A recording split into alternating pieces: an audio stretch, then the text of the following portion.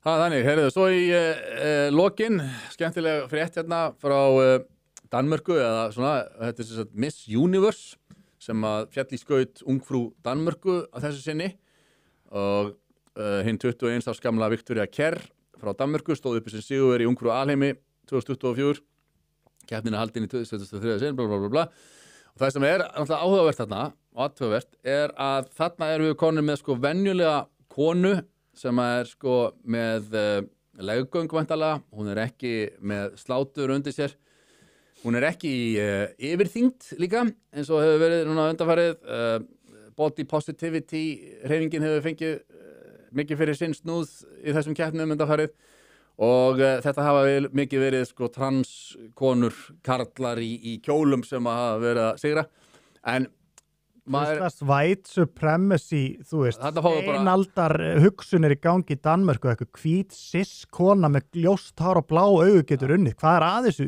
viðbjóðas? Því líka bakslagið. Og hérna, menn veltaði fyrir sig hvort þetta séu sko Trump áhrifin strax. Það sé bara leið og hann hefur verið kjörinn að þá séu við að færast aftur í einhver eðlileg heit. Það er spyr sig.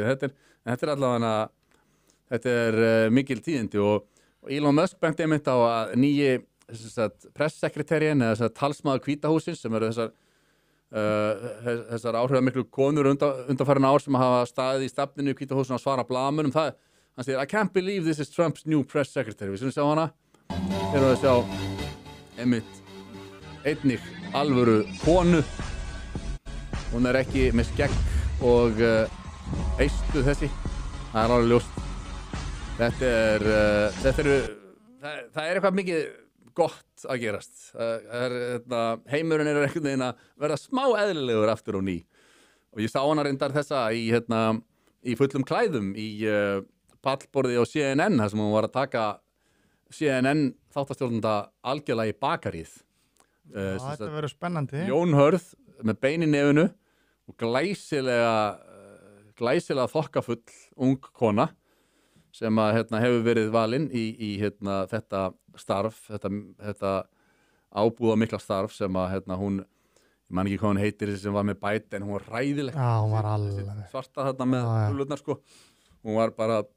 Þetta var bara djók. Já, þetta var bara eins og hún hafi verið ráðin ekki vegna hæfileika sinna heldur einhverja allt annara þátta. En þetta er jákvæð teikn sem við sjáum hér á lofti og þegar að öll er á botnin kvalt þá er mannkynið sko svona normatíft og eðlilegt þó að það hafi hér ákveðin öfgaöfl náð að sölsa undir sig umræðuna og hugmyndafræði þeirra hefur orðið ofan á svona í menntaelitinni að þá er hinn þögli meiri hluti að rísa upp núna og það er ekkert nema jákvætt.